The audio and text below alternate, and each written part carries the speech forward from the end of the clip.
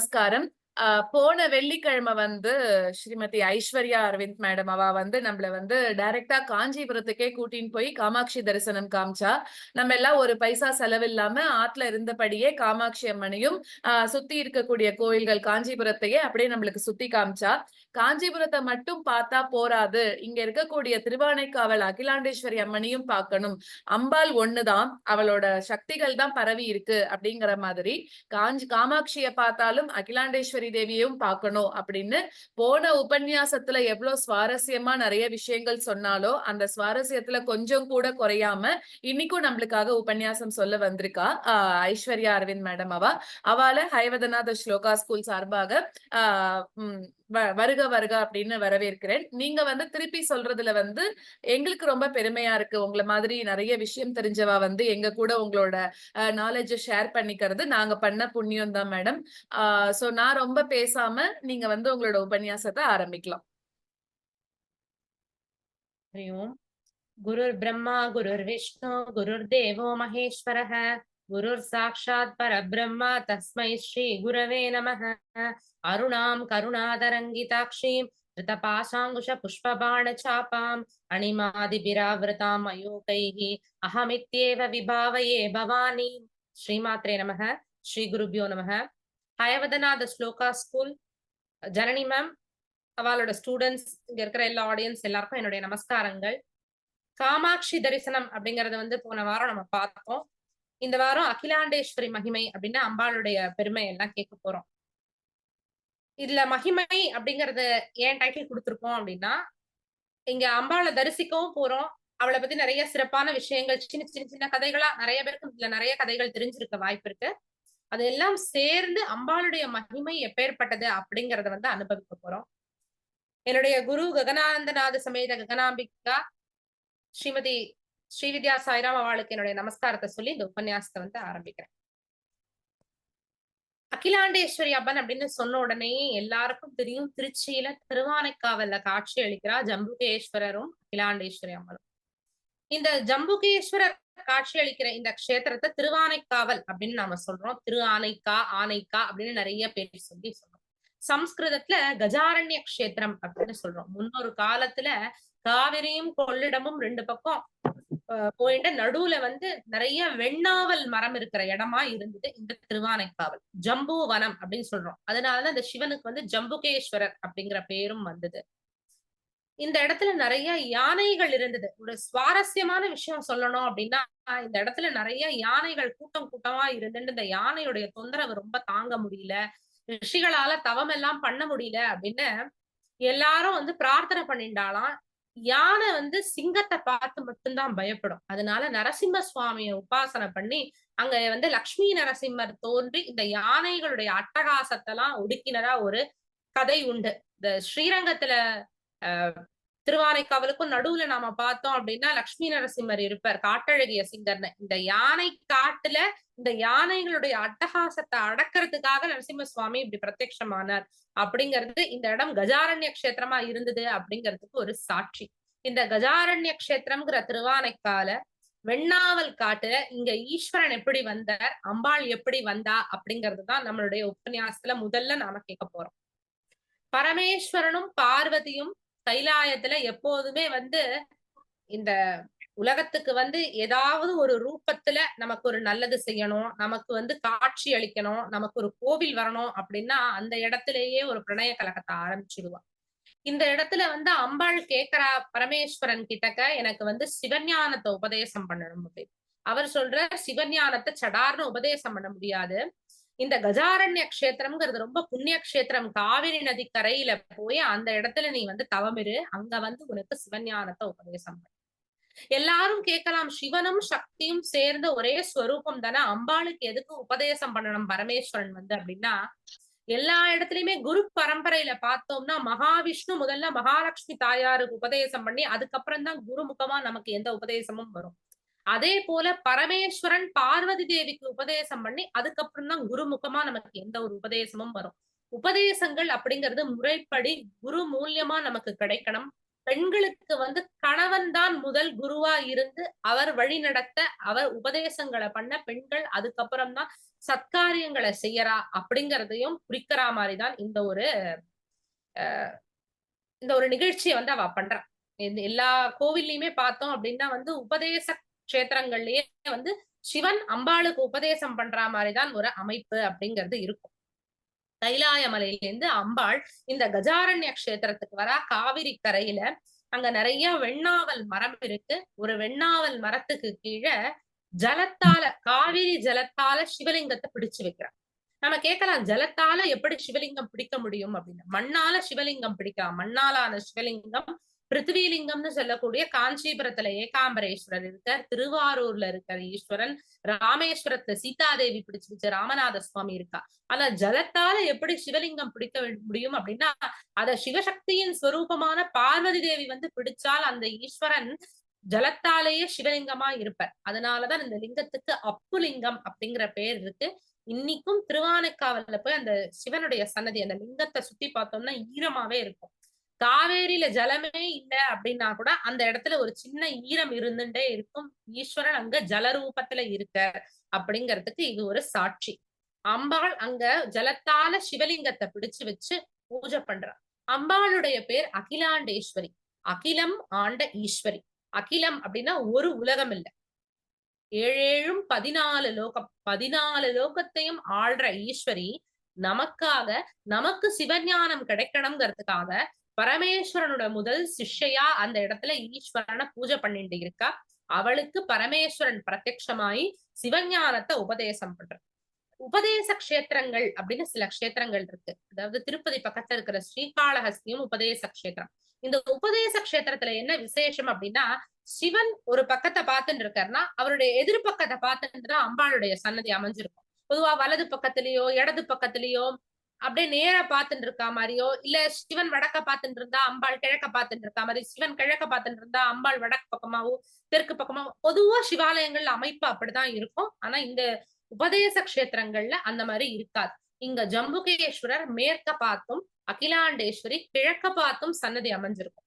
எதிர்த்தாப்புல இருக்காது. 3வது பிரகாரத்துல அகிலாண்டேஸ்வரிக்கு தனி சன்னதி இருக்கு. இங்க ஜம்புகேஸ்வரர் மேற்க பார்த்துன்ற தனி சன்னதியிலும் 5 பிரகாரத்துக்கு உள்ள இருக்கார்.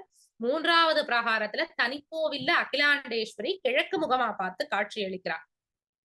தேவார பாடல் பெற்ற ஸ்தலங்கள்ல ஒண்ணு, ஆதார ஸ்தலங்கள்ல சுவாதிஷ்டானம்ங்கிற ஸ்தலம், பஞ்சபூத ஸ்தலங்கள்ல நீரை குறிக்கிற அப்புலிங்கம் இங்க இருக்கு. இப்பேற்பட்ட இந்த ஈஸ்வரனை அகிலாண்டேஸ்வரி தவமிருந்து பூஜை பண்ணி அவளுக்கு பிரத்யக்ஷமாயி உபதேசம் பண்றான். உபதேசம் பண்ற க்ஷேத்திரம் இது, உபதேச க்ஷேத்திரம் அப்படிங்கறதுனால இந்த கோவில்ல பள்ளி அறை அப்படிங்கிற ஒரு விஷயம் கிடையாது. அதே போல திருக்கல்யாண உற்சவம் அப்படிங்கிறதும் கிடையாது. பொதுவா சிவாலயங்கள்ல வந்து அம்பாள் சன்னதியில பள்ளி அறை இருக்கும். இந்த பள்ளி அறையில சிவனுடைய மூர்த்தம் ஒண்ணு எடுத்துட்டு வந்து இங்க அம்பாளோட ராத்திரி பள்ளி அறையில வச்சு அத்தனை உலகத்துல இருக்கிற எல்லா சக்திகளும் இந்த சிவசக்தியோட ஒடுங்கிடுத்து அப்படின்னு சாத்திடுவா. காத்தால மறுபடியும் பால நெய்வேத்தியம் பண்ணி இந்த சிவனையும் சக்தியும் வெளியில எடுத்துட்டு வந்து உலகத்துல எல்லா செயல்களும் நடக்கிறது அப்படிங்கறத குறிக்கிறது தான் இந்த பள்ளி அறை இருக்கும். ஆனா இங்க கணவன் மனைவியா இல்லாம குரு சிஷ்யா இங்க ஈஸ்வரனும் அம்பாளும் இருக்கிறதுனால இந்த கோவில்ல பள்ளி அறை கிடையாது. இந்த கோவில்ல திருக்கல்யாண உற்சவம் அப்படிங்கிறது கிடையாது. அம்பாள் எதிர்த்தாப்புல ஒரு பெரிய பெண் ஒருத்தி நிக்கிற மாதிரி பாக்குறதுக்கு இருப்போ, ஆனா அவளுக்கு மடிசார் புடவை கட்ட மாட்டா. ஆண்டுக்கு ஒரே ஒரு தடவை ஆடி 18 அன்னைக்கு மட்டும்தான் அம்பாளுக்கு 9 கஜம் சாத்திர வழக்கம் உண்டு. 9 கஜ புடவையே 6 கஜ புடவை போலயோ பாவாடை சட்டை போலதான் சாத்திருப்பா. அகிலாண்டேஸ்வரிக்கு புடவை சாத்தனம் அப்படின்னா 9 கஜ புடவை தான் வாங்கணும், 6 கஜ புடவை வாங்கினா போறாது. ஆனா அந்த 9 கஜ புடவையை வந்து 9 கஜமா சாத்த மாட்டா. ஏன்னா இந்த இடத்துல அம்பாள் திருக்கல்யாண கோலத்துல மனைவியா இல்ல சிஷ்யா இருக்கா. இப்படி சிஷ்யா இருந்துட்டு அம்பாள் என்ன செய்யறா அப்படின்னா, நம்ம எல்லாருக்கும் ஞானத்தை கொடுக்கிற ஒரு தெய்வமா இருக்கா. இங்க அம்பாள் எப்படி வெவ்வேறு மனிதர்களுக்கு ஞானத்தை கொடுத்தா அப்படிங்கறது இந்த உபன்யாசத்துல வந்து நாம பார்க்க போறோம். 3வது பிரகாரத்துல தனிக்கோவில்ல அம்பாள் காட்சி அளிக்கிறார். அம்பாள் எப்படி காட்சி அளிக்கிறான்னா, நின்ற திருக்கோலத்துல காட்சி அளிக்கிறா. மேல் 2 கையில தாமரையும் கீழ் 2 கையையும் வரதஹஸ்தமாவும் அபயஹஸ்தமாவும் வச்சுட்டு இருக்கா. இந்த திருச்சிராப்பள்ளிய சுத்தி இருக்கிற கோவில்கள்ல பார்த்தோம் அப்படின்னா பொதுவா சிவாலயத்துல இருக்கிற அம்பாளும் சரி, விஷ்ணு ஆலயங்கள்ல இருக்கிற தாயாரும் நிறைய பேர் பார்த்தோம்னா மேல் 2 கையில தாமரை வச்சுருப்பா. அந்த காலத்துல வந்து திருச்சியை சுத்தி நிறைய தாமரை பூத்திருக்கு. அம்பாளும் சரி, மகாலட்சுமி தாயாரும் அந்த தாமரையை எடுத்து சிவனையோ மகாவிஷ்ணுவையோ பூஜை பண்ணி திருக்கல்யாணம் பண்ணிட்டு இருக்கா, இல்ல இந்த மாதிரி உபதேச கஷேத்திரத்துல உபதேசம் பண்ணிருக்கா அப்படிங்கறதுனால அமைப்பு இந்த மாதிரி இருக்கும். அம்பாள் தலையில பெரிய கிரீடத்தை அணிஞ்சுட்டு இருக்கா. சந்திரனும் சூரியனும் அவளுடைய 2 கண்களா இருக்கு. முகம் அவ்வளவு பளிச்சு பிரகாசமா இருக்கு. புன்முறுவலோட காட்சி கொடுக்கிறா. காதுல பெரிய தாடங்கங்களை அணிஞ்சுட்டு இருக்கா. இந்த தாடங்கத்துடைய சிறப்பை இந்த உபன்யாசத்துல நம்ம பின்னாடி கேட்போம். அதுக்கப்புறம் கழுத்து பூரா கை பூரா ஆபரணங்கள் நிறைய அணிஞ்சுட்டு இருக்கா. அழகழகான வஸ்திரங்களை சாத்தின்னு இருக்கா. சின்ன பெண்ணை போல பாவாடை சட்டை புடவை அது மாதிரிதான் கட்டின்னு இருக்கும். கல்யாணமான மடிசார் அந்த மாதிரி கிடையாது. அவளுடைய திருவடி தாமரை அப்படிங்கிறது ரொம்ப மென்மையாவும் அழகாவும் இருக்கும். வர பக்தர்கள் எல்லாருக்கும் அனுகிரகம் பண்ற திருவடியை வச்சுட்டு இருக்கா. திருக்கரங்களையும் வச்சுட்டு இருக்கா. வரதஹஸ்தம் அபயஹஸ்தம்னா என்னுடைய திருவடியில யார் சரணடைகிறாளோ அவ எல்லாரையும் நான் ரட்சிப்பேன் அப்படின்னு அவளுடைய கைகளாலையும் கால்களாலையுமே காட்டுறா. இப்பேற்பட்ட அம்பாள் எப்படி இருக்கான்னா அவளுடைய உடல் வந்து அருகம்புல் போல இருக்கு. அதாவது அவ்வளவு பசுமையாவும் குளிர்ச்சியாவும் இருக்கு. அம்பாள் அப்படி குளிர்ந்த ஒரு ஸ்வரூபிணியா, சாந்த ஸ்வரூபிணியா இந்த க்ஷேத்திரத்துல காட்சி அளிக்கிறா. இந்த க்ஷேத்திரம் மகாவாராகி பீடம், தண்டநாதா பீடம், தண்டினி ஸ்தானம் அப்படின்னு சொல்றோம். அதாவது ஸ்ரீவித்யில வந்து ஸ்ரீவித்யா ராஜஸ்தானி அப்படின்னு சொல்றது காஞ்சிபுரத்தை. காமாட்சி அம்மன் அப்படிங்கிறவள் லலிதா மகாதிரிபுர சுந்தரி எப்படி இருக்காளோ அதே போல பூமியில காட்சி கொடுக்கிறா அப்படிங்கிறதுதான் இந்த காமாட்சி அம்மன். அவள் கூடவே எப்போதும் மந்திரினி தண்டினி அப்படின்னு 2 பேர் இருப்பா. மந்திரினிங்கிறவ மினிஸ்டர், தண்டினி அப்படிங்கிறவ வந்து படை தளபதி. இந்த மந்திரினி அப்படிங்கிற க்ஷேத்திரம் மதுரை மீனாட்சி அம்மன், தண்டநாதா அப்படின்னு சொல்லக்கூடிய க்ஷேத்திரம் அகிலாண்டேஸ்வரி. அகிலாண்டேஸ்வரியோட முகம் வந்து வாராகி முகம் போலலாம் இருக்காது. சாதாரண பெண்ணுடைய முகம் போலதான் இருக்கும். ஆனால் அது மகாவாராகி பீடம். மகாவாராகியுடைய முழு சக்தியும் அகிலாண்டேஸ்வரி கிட்ட இருக்கு அப்படிங்கிறது சிறப்பு. இந்த அகிலாண்டேஸ்வரி பரமசிவனுக்கு சிஷ்யா மட்டும் இல்ல, சிவசக்தியின் ஐக்கிய ஸ்வரூபமாவும் இருக்கா. துர்காலட்சுமி சரஸ்வதியின் ஸ்வரூபமாவும் இருக்கா. சிவ பூஜை செய்யற கோலத்துல காட்சி அளிக்கிறா அப்படின்னு பல ரூபத்துல இவளை வந்து நாம சொல்லலாம். ஒரு ரூபமா இந்த உபன்யாசத்துல நாம அனுபவிக்கலாம். இந்த ஈஸ்வரன் ஜம்புகேஸ்வரரை பார்வதி தேவி மட்டும் பூஜை பண்ணல, நிறைய பேர் பூஜை பண்ணிருக்கா. சுருக்கமா அதை பார்க்கலாம். ஏன்னா பொதுவா இந்த ஜம்புகேஸ்வரர் அப்படின்னாலே ஸ்தல புராணத்துல எல்லாருக்கும் தெரிஞ்சிருக்கும். இந்த சிலந்தி யானைங்கிற கதை. சிலந்தியும் யானையும் சேர்ந்து ஈஸ்வரனை பூஜை பண்ணி அந்த 2 பேருக்குள்ளேயும் சண்டை மூண்டு சிலந்தி வந்து யானையுடைய துதிக்கைக்குள்ள பூந்து யானை செத்து போயிடுறது, சிலந்தியும் செத்து போயிடுறது. 2 பேருக்கும் வந்து பரமேஸ்வரன் காட்சி கொடுத்து யானைக்கு மோட்சத்தை கொடுக்கிறார். சிலந்தி வந்து மறுபடியும் கோட்செங்கண்ண சோழனா பிறந்து 70 மாடக் கோவில்களை வந்து கட்டுற. அதாவது யானை மேல போன ஜென்மத்துல இருந்த பகை தீராம யானையே புகழ முடியாத கோவில்கள் எல்லாம் கட்டுற. 70 கோவில்கள் கட்டுற. இந்த கும்பகோணத்துக்கு பக்கத்துல இருக்கிற நாச்சியார் கோவில், பெருமாள் கோவில் இருக்கே கல்கருடன், அந்த கோவிலும் கோட்செங்கண்ணன் சோழன் கட்டினதுதான். பாபநாசம் பக்கத்துல இருக்கிற திருநல்லூர் கோவில் கோட்செங்கண்ணன் சோழன் கட்டினதுதான். அந்த கோட்செங்கண்ணன் சோழன் கட்டின முதல் மாடக் கோவில் திருவானைக்காவல். இங்க மூலஸ்தானத்துல இருக்கிற சிவலிங்கத்தை அர்த்த மண்டபத்துக்கு வெளியில பார்த்தோம்னா நவத்வாரங்கள் இருக்கும். ஒரு மூடி போட்டா மாதிரி இருக்கும். 9 துவாரம் இருக்கும். அந்த 9 துவாரம் வழியா தரிசனம் பண்ணலாம். ஒரு சின்ன கட்டணம் கொடுத்தோம்னா உள்ள அர்த்த மண்டபத்துல போயும் நம்மளால தரிசனம் பண்ணலாம். நேருக்கு நேரம் நின்றுட்டோம்னா பரமேஸ்வரன் இந்த சிவலிங்கம் வந்து நமக்கு தெரியாது. யானை புகுந்து உள்ள போகக்கூடாது அப்படிங்கறதுக்காக கோட்செங்கண்ண சோழன் கட்டின கோவில் இது. இது எல்லாருக்கும் தெரிஞ்ச ஸ்தல புராணம். இந்த க்ஷேத்திரத்துல பார்வதி தேவி பூஜை பண்ணிருக்கா. ஜம்பு மகரிஷி பூஜை பண்ணிருக்கார். அவருக்கு பரமேஸ்வரன் ஒரு ஜம்பு பலத்தை பிரசாதமா கொடுக்க, அந்த பிரசாதத்தை அவர் சாப்பிட்ட உடனே அந்த விதை அவர் வயத்திலேருந்து மரமா முளைச்சு அவருக்கு கபால மோட்சம் தலையிலேருந்து வெடிச்சு கபால மோட்சம் கிடைச்சது. அந்த வெண்ணாவல் மரம் மூலஸ்தானத்திலேருந்து படர்ந்து இன்னமும் வெளியில வந்து ஸ்தல விருட்சமா காட்சி கொடுக்கிறது. வியாசருடைய தகப்பனாரான பராசரர் பூஜை பண்ணின சிவலிங்கம், பிரம்மா பூஜை பண்ணின சிவலிங்கம், இந்திரன் பூஜை பண்ணின சிவலிங்கம், ராமச்சந்திரமூர்த்தி பூஜை பண்ணின சிவலிங்கமா இந்த ஜம்புகேஸ்வரர் இருக்கார். பிரம்ம தீர்த்தம், இந்திர தீர்த்தம், ராம தீர்த்தம் அப்படின்னு இவ எல்லாரும் இந்த தீர்த்தத்துல அங்கங்க தீர்த்தங்களை அமைச்சு அதுல நீராடி இந்த ஈஸ்வரனை வந்து பூஜை பண்ணிருக்கா அப்படிங்கிறது இந்த ஜம்புகேஸ்வரத்துடைய விசேஷம். இவா எல்லாரும் இந்த ஈஸ்வரனை மட்டும் பூஜை பண்ணல, கூட இந்த அகிலாண்டேஸ்வரியும் சேர்த்து பூஜை பண்ணிருக்கா. இந்த அகிலாண்டேஸ்வரி வரப்பிரசாதியா காத்தால நேரத்துல மகாலட்சுமியா காட்சி கொடுக்கிறா. மத்தியான நேரத்துல பார்வதியாகவும், ராத்திரி நேரத்துல சரஸ்வதியாகவும் காட்சி கொடுக்கிறா. ஒரே அம்பாள் துர்கா லட்சுமி சரஸ்வதியின் ஸ்வரூபமா கோவில்ல விதவிதமான அலங்காரங்களோட காட்சி அளிக்கிறா. காத்தால பார்த்தோம்னா மகாலட்சுமி தாயாருக்கு எப்படி நிறைய புஷ்பங்கள் சாத்தி, நிறைய அலங்காரங்கள் பண்ணி, அழகான பட்டாடை சாத்தி, நிறைய ஆபரணங்கள் சாத்தி, செல்வமெல்லாம் வேணும் அப்படின்னு எல்லா செல்வமும் கிடைக்கணும்னு எப்படி பிரார்த்தனை பண்ணும்போது ஆசைப்படுவோமோ அந்த மாதிரி அலங்காரம் பண்ணி வச்சிருப்பா. காத்தால போய் தரிசிக்கிறோம் அப்படின்னா இந்த லக்ஷ்மி ரூபத்துல அவளை தரிசிக்கிறோம். மத்தியான நேரத்துல அவள் பார்வதி தேவியா இருக்கா. பார்வதி தேவியா எப்படி இருக்கா அப்படின்னா, இந்த க்ஷேத்திரத்துல பார்வதி வந்து பரமேஸ்வரனை பூஜை பண்ணினா. அப்படிதான் இந்த க்ஷேத்திரத்துக்கு அவ 2 பேருமே வரா.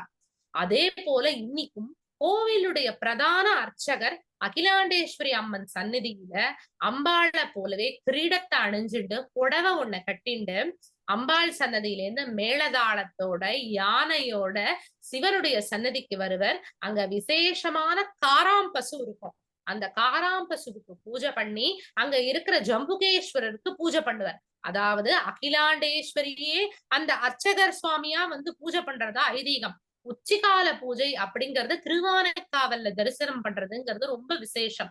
அர்த்தஜாமத்தை தரிசனம் பண்றதுங்கிறது சிதம்பரத்துல விசேஷம்.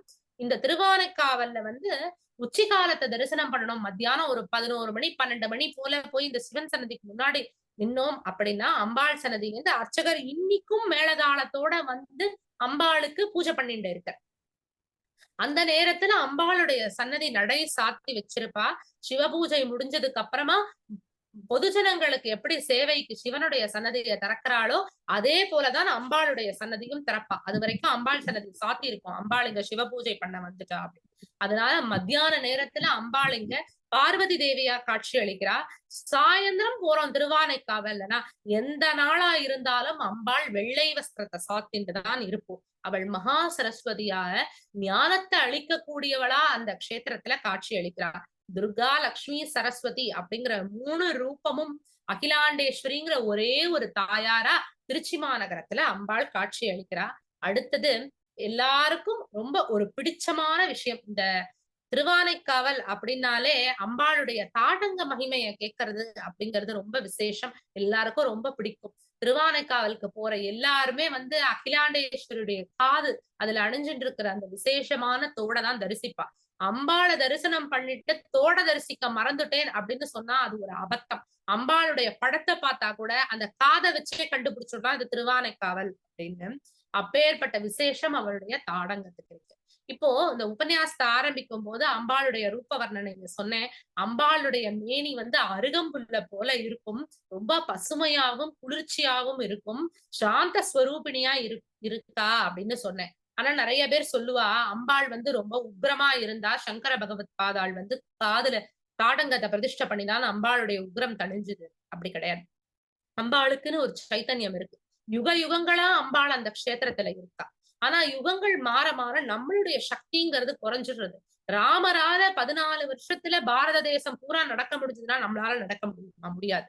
நம்மளுடைய சக்திங்கிறது குறையிறது. ஆனா அம்பாளுடைய அந்த சைத்தன்யத்தை நம்மளால ஸ்வீகரிச்சுக்க முடியறதுங்கிறது அந்த அளவுக்கு இல்ல. கிருத யுகத்துல இருந்த அளவுக்கு திரேதாயுகத்திலையும் இருந்த அளவுக்கு துவாபர யுகத்துல இருந்த அளவுக்கு கலியுகத்திலையும் இல்ல. அதனாலதான் நம்மளால பகவான கண்ணால பார்க்க முடியல, உணர முடியல. நிறைய பேருக்கு வந்து இருக்காராங்கிற சந்தேகம் எல்லாம் இருக்கு. எல்லாமே நம்மளால அம்பாளுடைய சைத்தன்யத்தை வந்து உணர முடியல. அதே போல சங்கர பகவத் பாதாளுடைய காலத்துக்கு முன்னாடி நிறைய ஆயிரம் மதங்கள் இருந்தது. ஒவ்வொருத்தரும் ஒரு விதமான பூஜைகள். சிலர் மந்திரத்துல பூஜை பண்றா, சிலர் தந்திரத்துல பூஜை பண்றா, ஒவ்வொருத்தரும் ஒரு மாதிரி பூஜை பண்றா. இப்படி எல்லாரும் பூஜை பண்ணும் போது அகிலாண்டேஸ்வரி இப்படிதான் பூஜை பண்ணணுங்கிற ஒரு நெறியே எல்லாருக்கும் மறந்து போயிடுது. ஒருத்தர் மாத்தி ஒருத்தர் ஒரு விதமா பூஜை பண்ணி ஒரு நேரத்துல அம்பாள் ரொம்ப அவளுடைய சைத்தன்யத்தை வந்து காட்ட முடியல. ரொம்ப உக்ரமா போயிடுறது. அந்த இடம் ரொம்ப அனலா போயிடுறது. பக்தர்களுக்கு போனா அவளால அந்த சைத்தன்யத்தை தாங்கிக்கிற சக்திங்கிறது இல்ல. உள்ள போனாலே தகிக்கிறது. குளுமையான அம்பாள் இவ்வளவு ஏன் தகிக்கிறா? பார்த்தா கதவை திறந்து வச்சு வெளியில இருந்து பூஜை பண்ண ஆரம்பிச்சா. வெளியில இருந்து நெய்வேத்தியம் பண்ண ஆரம்பிச்சா. அதுக்கப்புறம் சன்னதியை பூட்டி வச்சுட்டா. நம்ம திறந்தாலே வந்து உக்ரம் தாங்க முடியல, ரொம்ப நெருப்பு போல இருக்கு அப்படின்னு. சங்கர பகவத் பாதாள் வந்துட்டே இருந்தது. அவருக்கு இந்த விஷயம் கேள்விப்பட்ட உடனே ரொம்ப ஆச்சரியமா போச்சு. எப்பேர்ப்பட்ட அம்பாள், எப்பேர்ப்பட்ட மகான்கள் எல்லாரும் இவள பூஜை பண்ணியிருக்கா. பராசரர், வியாசருடைய அப்பா பராசரர்ல இருந்து பூஜை பண்ணியிருக்கார். பரமேஸ்வரனை வந்து ஒரு ஜலத்தாலேயே லிங்கமா செஞ்சு வச்சிருக்கா அப்படின்னா இந்த அம்பாள் எப்பேர்ப்பட்டவள், இவளுடைய சக்தி இவ யாராலையும் தாங்கிக்க முடியல. இங்க என்ன தப்பு நடக்கிறது அப்படிங்கறத நாம தெரிஞ்சுக்கலாம் அப்படின்னு சொல்லி வந்து அங்க எப்படி பூஜைகள்லாம் நடக்கிறதுங்கிறத பாக்குறாரு. அம்பாளுடைய சன்னதி சாத்தியிருக்கு, திறந்து காட்டுறா, யாராலையும் நிக்க முடியல. அவர் சொல்றாரு எல்லாரும் ஆத்துக்கு போயிட்டு வாங்குவோம், காத்தால வாங்க போறோம் அப்படின்னு சொல்லி அனுப்பி வச்சுடுறாரு. சிஷ்யர்கள் எல்லாரையும் ஓய்வு எடுக்க சொல்றாரு. கண்ணை மூடிட்டு தியானத்துல உட்கார்ந்துக்கிறார். தியானத்துல உட்கார்ந்துட்டு இருக்கும்போது அகிலாண்டேஸ்வரியா மகாவராகியா தரிசனம் பண்றது. அதே நேரம் இப்போ நாம திருவானைக்காவலுக்கு போனோம்னா அந்த துவஜஸ்தம்பத்துக்கு இடது பக்கத்துல பார்த்தோம்னா ஒரு பெரிய மகிஷாசுர மர்த்தினி ஓவியம் வரைஞ்சிருக்கும். பெரிய படம் வரைஞ்சிருக்கும். 32 கைகளோட ஒரு கோரமான ரூபத்துல. அந்த மாதிரி ஒரு கோரமான ரூபத்துல அம்பாள் காட்சி அளிக்கிறார். சரியான பூஜை நடக்கல, சரியான ஆஹ் நெய்வேத்தியம் நடக்கிறது இல்ல, சரியான ஆராதனை நடக்கிறது இல்ல. இந்த இடத்துல ரொம்ப சிரமமா இருக்கு, என்னால என்னுடைய சைத்தன்யத்தை இதுக்கு மேல குறைச்சுக்க முடியல. சங்கரா நீ இதுக்கு ஒரு வழிய பண்ணு அப்படின்னு சொல்லிட்டு சங்கர பகவத் பாதால் தான் 1000 மதங்களை ஒடுக்கி மதங்களை கொண்டு வந்தாரு. சாக்தத்தை கொண்டு வந்த இவர் பாக்குறாரு, இந்த அம்பாளுக்கு முன்னாடி ஸ்ரீ சக்கரத்தை பிரதிஷ்டை பண்ணினோம், இதெல்லாம் எதுவும் சரியா வராது. அம்பாளுடைய காதுல சிவ சக்கரத்தையும் ஸ்ரீ சக்கரத்தையும் சேர்த்து புரிச்சு தாடகங்களா அணிவிச்சிடணும். இப்படி பண்ணினோம் அப்படின்னா அம்பாள் சாந்தமானிடுவோம். சரி, அதுக்கான ஏற்பாடுகளை பண்ண மறுபடியும் எந்த தப்பும் நடக்கக்கூடாது அப்படின்னு அம்பாள் கிட்ட கேட்கிறேன். இத பண்றேன் போருமான்னு. என்னுடைய பிள்ளைகளை பார்த்துட்டு இருந்தாலே நான் சாந்தமாயிடுவேன் அப்படின்னு சொல்றான். சரி, உன்னுடைய இந்த ஒரு கோரிக்கையும் நான் ஏத்துட்டு இதுக்கு எல்லா ஏற்பாடுகளையும் பண்றேன். இனிமே இவ்வளவு உக்ரமா இருக்கக்கூடாது அப்படின்னு தபஸ்லயே அம்பாள் கிட்ட பேசி அன்னைக்கு ராத்திரி அப்படியே பொழுது போயிடுறது. மறுநாள் காத்தால சிஷ்யர்கள் எல்லாரும் வரா. அதுக்கப்புறம் அந்த ஊர்ல இருக்கிற மக்கள் எல்லாரும் வரா. எல்லாரும் வந்து அகிலாண்டேஸ்வருடைய சன்னதிக்கு வந்த உடனே சங்கர பகவத் பாதாள் சொல்றார், உபாயத்தை நான் சுலபமா சொல்லிடுறேன். இதை ஒழுங்கா செஞ்சேள் அப்படின்னா நிச்சயமா அம்பாளை அவங்க எல்லாராலையும் அனுதினமும் தரிசனம் பண்ண முடியும் அப்படின்னு சொல்லி ஸ்ரீ சக்கரத்தையும் சிவ சக்கரத்தையும் புரிச்சு 2 தாடகங்களை அமைச்சு கொண்டு வந்து அம்பாளுடைய 2 காதுகள்லயும் அதை புடிச்சு சாத்துற. அதை சாத்தின உடனேயே அந்த இடத்துல இருக்கிற உஷ்ணம் உக்ரம் எல்லாமே தணிஞ்சு போயிடுறது. எப்படி மகா காளிய போல மகிஷாசுர மர்தினிய போல உக்ரமா இருந்த அம்பாள் அப்படியே சாந்த ஸ்வரூபிணியா மாறிடுறா. பாக்குற சங்கர பகவத் பாதாள் ஒரு பெரிய மகா கணபதிய செஞ்சுட்டு வாங்கும்னு சொல்றார். ஒரு மகா கணபதியை கொண்டு வந்து அம்பாளுடைய சன்னதிக்கு நேரா கொண்டு பிரதிஷ்டை பண்ணிட்டு, வள்ளி தெய்வானையோட முருகப்பெருமானை கொண்டு வந்து பின்பக்கத்துல பிரதிஷ்டை பண்ணிட்டு, இனிமேல் அம்பாளுக்கு உக்ரம் வந்தது அப்படின்னா எதிர்த்தாப்புல பிள்ளையார் இருப்பார். பிள்ளைய பார்த்த உடனே அவளுக்கு உக்ரம் வராது.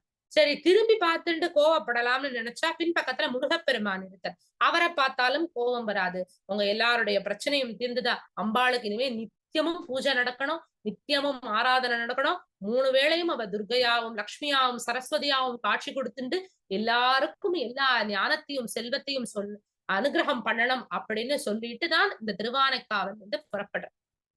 அதனாலதான் இன்னைக்கும் நாம திருவானைக்காவலுக்கு போனோம் அப்படின்னா அம்பாளுடைய காதுல இருக்கிற அந்த தாடங்கத்தை விசேஷமா நாம தரிசனம் பண்ணணும். அதுலதான் ஸ்ரீ சக்கரமும் சிவசக்கரமும் பொறிக்கப்பட்டு அம்பாள் சிவசக்தியின் ஐக்கிய ஸ்வரூபம். சிவன் வேற சக்தி வேறன்னு கிடையாது.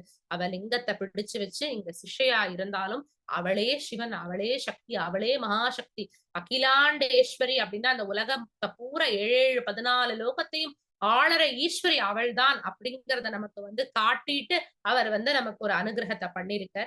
இந்த க்ஷேத்திரத்துல இந்த பிள்ளையார் முருகனை பிரதிஷ்டை பண்ணினோடனே ஒரு விசேஷம் என்ன அப்படின்னா பிரணவத்தை போல பிரதட்சிணம் இருக்கும். அதாவது சிவன் சன்னதியிலேருந்து நாம அகிலாண்டேஸ்வரி சன்னதிக்கு 3வது பிரகாரம் வழியா வரும். வந்தோம் அப்படின்னா மகாத்வாரம் இருக்கும். அந்த மகாத்வாரத்து வழியா உள்ள போகும். இல்ல வடக்கு வாசல் வழியா அகிலாண்டேஸ்வரி சன்னதிக்கு நேரா வந்துடலாம். அப்படி வடக்கு வாசல் வழியா உள்ள வந்தாலும் அந்த பிள்ளையாருக்கு குறுக்க போக மாட்டோம். பிள்ளையார பிரதட்சணம் பண்ணிட்டது மகாத்வாரம் வழியாதான் அகிலாண்டேஸ்வரியுடைய சன்னதிக்கு உள்ள போகும். அப்படி உள்ள போய் அகிலாண்டேஸ்வரிய தரிசனம் பண்ணி பிரதட்சணம் பண்ணி சுத்தி இருக்கிற பரிவார தெய்வங்கள் எல்லாரையும் தரிசனம் பண்ணி, அங்க முருகப்பெருமான் எல்லாம் இருப்பார். அடுத்தது சொல்வேன் அங்க சுத்தி என்னென்ன தெய்வங்களை பார்க்கணும். அவ எல்லாரையும் தரிசனம் பண்ணி வெளியில வந்து துவஜஸ்தம்பத்துக்கு அடுத்ததா பிள்ளையார் இருப்பார். பெரிய பிள்ளையார் அம்பாளை பார்த்துட்டு இருப்பாருங்கிறதுனால குறுக்க போக மாட்டோம். அந்த பிள்ளையாரையும் பிரதட்சணம் பண்ணிட்டு வந்து துவஜஸ்தம்பத்துக்கிட்ட நிற்கும் போது பிரணவம் அப்படின்னு சொல்லக்கூடிய அந்த ஓம் அப்படிங்கிற எழுத்த தமிழ்ல எழுதினா எப்படி இருக்குமோ அந்த ஒரு வடிவத்துலதான் அந்த பிரதட்சணம்ங்கிறது அமைஞ்சிருக்கும். ஒரு பிரதட்சணம் பண்ணினோம்னா ஒரு ஓம்ங்கிற மாதிரி பிரதட்சணம் பண்ணின மாதிரி வரும். அதுதான் வந்து இந்த திருவானைக்காவல்ல சங்கர பகவத் பாதாள் பண்ணின பிரசன்ன கணபதிய பிரதிஷ்ட பண்ணினதுக்கு அப்புறம் ஏற்பட்ட ஒரு சிறப்பு. இப்போ பரிவார தெய்வங்கள் யாரெல்லாம் தரிசனம் பண்றோம் அப்படின்னா, உள்ளுக்குள்ள அம்பாள் சன்னதியில பிரதட்சணம் பண்ணிட்டு வரும்போதே பிள்ளையார் இருப்பார். அதுக்கப்புறம் வள்ளி தெய்வானையோட முருகப்பெருமான் இருப்பார். 6 முகத்தோட ஒரு முருகப்பெருமான் இருப்பார். ஒரு முகத்தோட ஒரு முருகப்பெருமான் இருப்பார். அம்பாளுக்கு அப்படியே பின்பக்கம் இருக்கிற முருகப்பெருமான் வள்ளி தெய்வானையோட சங்கர பகவத் பாதால் பிரதிஷ்டை பண்ணி, அதுக்கு பக்கத்திலேயே கார்த்திகை ரோஹிணியோட சந்திரன் காட்சி அளிப்பார். நிறைய கோவில்கள்ல இந்த மாதிரி இருக்க மாட்டார். இது விசேஷமா அம்பாள் சன்னதி பின்னாடி கார்த்திகை ரோஹிணியோட சந்திரன் காட்சி அளிக்கிறார். சந்திரன் சந்திர தீர்த்தம் சந்திர புஷ்கரணின்னு ஸ்ரீரங்கத்துல இருக்கே, அந்த புஷ்கரணியில நீராடி ரங்கநாதரையும் பூஜை பண்ணி இங்க இருக்கிற அகிலாண்டேஸ்வரியும் பூஜை பண்ணினதுனால கார்த்திகையோடையும் ரோஹிணி தேவியோடையும் கோவில்ல காட்சி அளிக்கிறார். அதே போல பின்னாடி சரஸ்வதி தேவி வீணை இல்லாம காட்சி அளிக்கும். இந்த சரஸ்வதி தேவி மகா வரப்பிரசாதி. நல்ல படிப்பு வரணும், ஞானம் வரணும் அப்படின்னா இந்த சரஸ்வதியை வேண்டிக்கணும். இவ யாருன்னா அகிலாண்டேஸ்வரியோட மினியேச்சர்னு சொல்லணும். அதாவது அகிலாண்டேஸ்வரி மாலை நேரத்துல சரஸ்வதி ஆயிருக்கா. எந்த நேரத்துல வந்தாலும் நம்ம சரஸ்வதியை தரிசனம் பண்ணணும் அப்படிங்கிறதுனால இந்த பிரதட்சணத்துல பரிவார தெய்வங்கள்ல சரஸ்வதி தேவி காட்சி அளிக்கிறா. அப்புறம் துர்கையும் இருக்கும். இவ எல்லாரையும் தரிசனம் பண்ணி வெளியில வரும். இப்போ கொடிமரத்துக்கு முன்னாடி வரும்போது விசேஷமா ஏகபாத திரிமூர்த்தி அப்படின்னு ஒரு சிற்பம் இருக்கும்.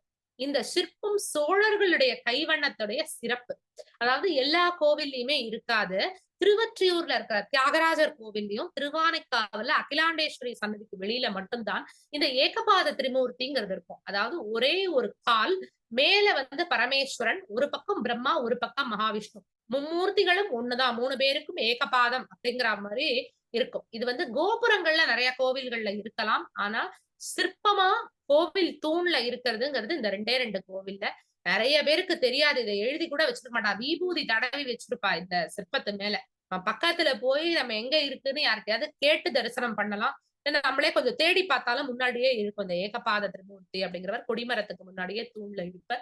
கொடிமரத்து கிட்ட வந்தோம் அப்படின்னா அங்க பிள்ளையார தரிசனம் பண்ணலாம். இந்த கோவில்ல விசேஷமா ஜேஷ்டாதேவியோட சனீஸ்வரன் காட்சி அளிப்பார். சிவன் சன்னதியிலேருந்து அம்பாள் சன்னதி வர வழியில இந்த சன்னதி அமைஞ்சிருக்கும். எப்பேற்பட்ட கஷ்டம், சனியினால ஏற்படுற கஷ்டம் அப்படின்னாலும் இந்த ஜேஷ்டாதேவியோட இருக்கிற இந்த சனீஸ்வரனை நாம தரிசனம் பண்ணினோம் அப்படின்னா எல்லா கஷ்டங்களும் விலகி போயிடும் அப்படிங்கிறது ஒரு நம்பிக்கை. இந்த க்ஷேத்திரத்துல அம்பாள் அழகா பிரணவ பிரதட்சணம் பண்ணும் போதே இத்தனை பேரையும் தரிசிக்கலாம். கோவில்ல யார் யாரெல்லாம் தரிசிக்கலாம் அப்படின்னா நிறைய இருக்கு. சிவன் சன்னதியை சுத்தி நிறைய பரிவார தெய்வங்கள் இருக்கு. அங்க வந்து குபேரலிங்கம் எல்லாம் இருக்கு. இது அம்பாள் சன்னதிய சுத்தியே இவ்வளவு பரிவார தெய்வங்கள். தனிக்கோவில் நாச்சியாரா அவ்வளவு சிறப்போட இங்க அகிலாண்டேஸ்வரி காட்சி அளிக்கிறார். இந்த கோவில்ல அம்பாள் சிவசக்தியின் ஐக்கிய ஸ்வரூபமா தாடங்கங்களை அணிஞ்சு மட்டும் இல்ல, இன்னொரு உற்சவ காலத்திலையும் சிவனும் சக்தியும் ஒண்ணு, அவளே சிவசக்தியின் ரூபம், சிவனையும் சக்தியையும் பிரிக்கவே முடியாது அப்படிங்கிற மாதிரி காட்சி அளிக்கிறார். அது என்ன உற்சவம் அப்படின்னா பஞ்சு பிரகாரம் அப்படிங்கிற உற்சவம். அதாவது இங்க ஜம்புகேஸ்வரரை சுத்தி 5 பிரகாரம் இருக்கு. 3வது பிரகாரத்துல தான் அகிலாண்டேஸ்வரியுடைய சன்னதி இருக்கு. பஞ்ச பிரகாரம் அப்படிங்கிற இந்த உற்சவத்தன்னைக்கு சிவனும் அம்பாளும் இந்த 5 பிரகாரங்களையும் சேர்ந்து சுத்தி வருவார். இந்த உற்சவத்துல அப்படி என்ன சிறப்பு அப்படின்னு கேட்கலாம். அதாவது இந்த ஜம்புகேஸ்வரரை வந்து பிரம்மா வழிபட்டார் அப்படின்னு நம்ம ஆரம்பத்துல பார்த்தோம். யார் யாரெல்லாம் வழிபட்டா அப்படிங்கிறதுல பிரம்மா வழிபட்டார் அப்படிங்கிறத பார்த்தோம். பிரம்மா ஒரு முறை என்ன பண்றாரு அப்படின்னா படைத்தல் தொழில பண்ணும்போது ஒரு பெண்ணை வந்து படைக்கிறார். அவ ரொம்ப அழகா இருக்கா. அவரை மீறி அவள் மேல அவருக்கு ஒரு மோகம் வந்துடுது. இதனால படைப்பு தொழில் அப்படிங்கிறது பாதிக்கப்படுறது. படைப்பு பாதிக்கப்பட்டது அப்படின்னா சிருஷ்டி ஸ்திதி சம்ஹாரம்ங்கிறது சேர்ந்தாப்புல நடக்கணும். பரமேஸ்வரனுக்கு கோபம் வந்துடுது. கோபம் வந்த உடனே பிரம்மா உணர்ந்துடுறாரு, தப்பு பண்ணிட்டோம், இந்த பெண் மேல நம்ம மோகப்பட்டு படைக்கிற தொழிலை வந்து சரியா பண்ணல அப்படின்னு. இதுக்கு வந்து இந்த பாவத்துக்கு மன்னிப்பு வேணும், இதுக்கு பிராயஷ்சித்தம் வேணும் அப்படின்னு சொல்லி பிரார்த்தனை பண்றாரு. அப்படி பிரார்த்தனை பண்ணும்போது இந்த பாபத்துக்கு எங்க நிவர்த்தி கிடைக்கும் அப்படின்னா கஜாரண்ய கஷேத்திரமான ஜம்புகேஸ்வரத்துல போய் ஜம்புகேஸ்வரரை நோக்கி தவம் இருக்கு. ஜம்புகேஸ்வரரையும் அகிலாண்டேஸ்வரியும் சேர்த்து பிரார்த்தனை பண்ணிக்கோ, அங்க பரமேஸ்வரன் வந்து காட்சி அளிப்பேன், அங்க நான் உனக்கு காட்சி கொடுத்ததுக்கு அப்புறம் இந்த பாவம் நிவர்த்தி ஆகும் அப்படின்னு சொல்லி பிரம்மாவை அனுப்பி வச்சுடுறார். 1 மண்டல காலம் பிரம்மா பிரம்ம தீர்த்தத்துல ஸ்நானம் பண்ணி இந்த ஈஸ்வரனையும் அம்பிகையும் பூஜை பண்ணிட்டு வர்றார். 1 மண்டல காலம் முடிஞ்ச உடனே பரமேஸ்வரன் கைலாய மலையிலிருந்து கிளம்புற இந்த ஜம்புகேஸ்வர கஷேத்திரத்துக்கு வந்து பிரம்மாவுக்கு காட்சி கொடுக்கும். அம்பாள் சொல்றா, உங்களை மட்டும் பிரார்த்தனை பண்ணல, என்னையும் தான் சேர்ந்து வழிபட்டார், நானும் கூட வருவேன். பரமேஸ்வரன் சொல்றார், எதுக்காக பாபம் வந்ததுன்னு தெரியுமோனோ, படைச்ச பெண்ணையே மோகம் கொண்டு அவர் வந்து தப்பு பண்ணிட்டார். இப்ப ஒன்ன அழைச்சிட்டு போனேன்னா, உன் மேல மோகம் வந்ததுன்னா என்னுடைய முதலுக்கே மோசமா போயிடும். அதனால உன்னை கூட்டிட்டு போக மாட்டேன், நீ இங்கேயே இரு அப்படின்னு அம்பாளை சொல்றார். அம்பாள் ஒத்துக்க மாட்டேங்கிறா. நம்ம 2 பேரையும் நோக்கிதான் பிரம்மா பூஜை பண்ணினர், தவம் இருந்தார். 1 மண்டல காலமும் நம்மள பிரார்த்தனை பண்ணினாலும் நம்ம தம்பதிகளா போய் தான் அவருக்கு வந்து அனுகிரகம் பண்ணணும், பாவத்தை நிவர்த்தி பண்ணணும். இப்ப பரமேஸ்வரன் ஒரு உபாயம் சொல்றாரு. சரி, நீ சொல்றதை நான் கேட்கிறேன். என்னுடைய முதலுக்கு மோசம் வரக்கூடாது. அதனால நீ வந்து பரமேஸ்வரனை போல வேஷம் போட்டுக்கோ, நான் பார்வதி போல வேஷம் போட்டுக்கிறேன். அவருக்கு காதல் வந்தா என் மேலதான் வரும், கவலை இல்ல, வா நம்ம 2 பேரும் கிளம்பி போகலாம்னு வேஷத்தை மாத்தி போட்டுண்டு வந்து பிரம்மாவுக்கு அனுகிரகம் பண்ணி அவருடைய பாவத்தை நிவர்த்தி பண்றா. அதே போல இன்னைக்கும் இந்த பஞ்சப்பிரகார உற்சவத்துல வருஷா வருஷம் சிவனுக்கு அம்பாள் வேஷம் போட்டு அழகா நெத்தியில குங்குமமிட்டு தலையில ஜடை பின்னி புடவை சாத்தி கையில வளையல் கழுத்துல திருமாங்கல்யம் எல்லாம் கொலுசு எல்லாம் சாத்திடுவா. அதே போல பார்வதி தேவிக்கு பரமேஸ்வரன் வேஷம் போட்டு நெத்தியில விபூதி பட்ட பூணல் போட்டு பஞ்சகச்சம் கட்டி மேல வஸ்திரம் போட்டு ஜடாமுடி எல்லாம் வச்சு அப்படியே எப்படி பரமேஸ்வரன் இருப்பாரோ தத்ரூபமா அம்பாளுக்கு அந்த மாதிரி வேஷம் பண்ணி 5 பிரகாரத்தையும் சுத்தி வந்து பிரம்மாவுக்கு எப்படி பாவத்தை நிவர்த்தி பண்ணினாரோ, இந்த பூலோகத்துல பிறந்த நாம எல்லாரும் பண்ற எல்லா பாவத்தையும் நிவர்த்தி பண்ணணும்னு வருஷா வருஷம் இந்த பஞ்ச பிரகாரத்துல சிவனும் சக்தியும் நமக்கு அனுகிரகம் பண்றா. சிவனும் சக்தியும் வெவ்வேறு கிடையாது. அந்த ஒரு ஆணாகவும் பெண்ணாகவும் உடல் பிரிஞ்சு இருக்கே தவிர 2மே ஒரே சக்தி அப்படிங்கறத குறிக்கிறது அகிலாண்டேஸ்வரி அம்மனும் ஜம்புகேஸ்வரும் இந்த ஒரு திருவிளையாடல இந்த திருவானைக்காவல்ல புரியறாங்க. அடுத்தது கவிகால மேகத்துடைய கதை. கவிகால மேகம் அப்படிங்கிறவர் நிறைய சிலேடை பாடல்கள்லாம் பாடுறதுல வல்லுனர். ரொம்ப தமிழ் தெரிஞ்சவா எல்லாருக்கும் இந்த கவிகால மேகத்தை பத்தி தெரிஞ்சிருக்கும். அவருடைய பாட்டு எல்லாமே அப்படியே பாடுறதுக்கு கொஞ்சம் கஷ்டமா இருக்கும். ஆனா புரிஞ்சுட்டோம் அப்படின்னா ரொம்ப சிரிப்பாகவும் அழகாகவும் இருக்கும். நிறைய கவிதைகளை எழுதியிருக்க. இவருடைய இயற்பெயர் வரதன். கும்பகோணத்துல ஒரு வைஷ்ணவ குடும்பத்துல பிறந்து ஸ்ரீரங்கத்துல ரங்கநாத பெருமாள் கோவில்ல பர்ஜாரகரா இருக்க. அவருக்கு திருவானைக்காவல்ல இருக்கிற மோகனாங்கி அப்படிங்கிற ஒரு தேவதாசி பெண் மேல காதல். அந்த பெண் வந்து ஜம்புகேஸ்வரர் கோவில்ல நடனமாடி திருத்தொண்டு செஞ்சுட்டு வந்தார். அவள் மேல காதல். வைஷ்ணவத்தையும் விட்டார், ரங்கநாதர் கோவிலையும் விட்டார். நேரா திருவானைக்காவலுக்கு வந்து அங்க பரிஜாரகரா சேர்ந்துட்டார்.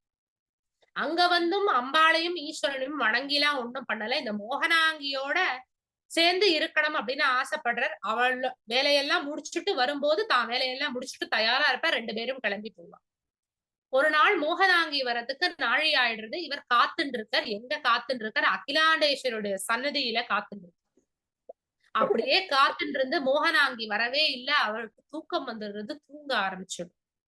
அதே நேரத்துல அகிலாண்டேஸ்வரியுடைய சன்னதியில ஒரு படிச்சவர் ஒருத்தர் பெரிய கவிஞன் ஆகணும் அப்படின்னு ஆசை. இங்க இருக்கிற அகிலாண்டேஸ்வரி சாக்ஷாத் ஞான சரஸ்வதி, நமக்கு ஞானத்தை கொடுப்போம், அதுவும் சாயந்திரத்துக்கு மேல அவ சரஸ்வதியுடைய ஸ்வரூபம் அப்படின்னு அந்த இடத்திலேயே பழியா கடந்து பிரார்த்தனை பண்ணிட்டு. அந்த நேரத்துல அம்பாள் என்ன பண்றா, ஒரு சின்ன பெண்ணை போல வாயில தாம்பூலத்தை போட்டுட்டு வரா. வந்து அந்த கவிஞன் ஆகணும்னு ஆசைப்பட்டவர்கிட்ட கேட்டா, நான் வந்து ஒரு தாம்பூலம் போட்டுட்டு இருக்கேன், இது பாதிதான் என்னால சாப்பிட முடிஞ்சது, மீதிய நீங்க சாப்பிடுறீங்களான்னு கேக்குறேன். எச்சலை கொண்டு எனக்கு கொடுக்குறியா? ஒரு பெண்ணா நீ செய்யற வேலை இதுவா? நான் எப்பேற்பட்ட ஞானத்தை தேடி இந்த இடத்துல காத்துட்டு இருக்கேன். சீச்சி போ அப்படின்னு சொல்லி அவளை அனுப்பி விட்டுடுறேன். வந்திருக்கிறது அம்பாள் அப்படிங்கறது அவருக்கு தெரியல. இந்த வரதன் அந்த இடத்துல தூங்கின்னு இருக்க. தூங்குறவரை அம்பாள் எழுப்புறா. எழுப்பி நான் ஒரு தாம்பூலம் வச்சுட்டு இருக்கேன், பாதி சாப்பிட்டு இருக்கேன், உனக்கு வேணுமா அப்படின்னு கேக்குறான். மோகனாங்கிதான் தாம்பூலத்தை கொடுக்குறா அப்படின்னு அவள் மேல இருக்கிற காதல் மயக்கத்திலையும் தூக்க கலக்கத்திலையும் அந்த தாம்பூலத்தை வாங்கி வாயில போட்டுன்ற. அம்பாளுடைய உச்சிஷ்டம் பட்ட அந்த க்ஷணம் வரதன் கவிகால மேகம் ஆயிடுற. காலமேகம் அப்படின்னா என்ன? பெருத்த மேகம். அந்த மேகம் உடைஞ்சதுன்னா அப்படியே மழை பிரவாகமா கொட்டும். அது போல அவருக்கு கவி கொட்ட ஆரம்பிச்சுடுது. அம்பாளுடைய தாம்பூல உச்சிஷ்டத்தை எடுத்துட்ட உடனேயே ஆசு, மதுரம், சித்திரம், வித்தாரம்ங்கிற 4 வகை கவிகளும் அவர் வாயிலிருந்து கொட்ட ஆரம்பிச்சுடுது. சரஸ்வதி மாலை, திருவானைக்காவுலான அம்பாள் மேல நிறைய ஸ்தோத்திரங்கள் எல்லாம் எழுத ஆரம்பிச்சுட்டார். இதுல இருந்து என்ன தெரியறது அப்படின்னா, அம்பாள் மேல பக்தி பண்ணணும், பூஜை பண்ணணும், ஸ்லோகம் படிக்கணும், அதெல்லாம் எதுவுமே கிடையாது. அவளுடைய சன்னதிக்கு போனாலே போதும். அவளை நினைக்க கூட இல்ல, மோகனாங்கிய நினைச்சுட்டுதான் அம்பாள் சன்னதியில உட்கார்ந்துட்டு இருந்தார். அம்பாள் கருணை பொழியணும் அப்படின்னு முடிவு பண்ணிட்டா அப்படின்னா எப்படி வேணாலும் பண்ணுவோம். அத ஞானியா இருந்துட்டு கவிஞனாகணும்னு நினைச்சவனால உணர முடியல. அப்பாவியா படுத்துட்டு இருந்த ஒருத்தனுக்கு ஞானம்ங்கிறது கிடைச்சுடுறது. அம்பாள் யாரோட மேல கண்ணால கட்டாட்சிக்கிறாளோ, அவளுடைய உச்சிஷ்டம் யாருக்கு கிடைக்கிறதோ அவளே மகா பாக்கியசாலி.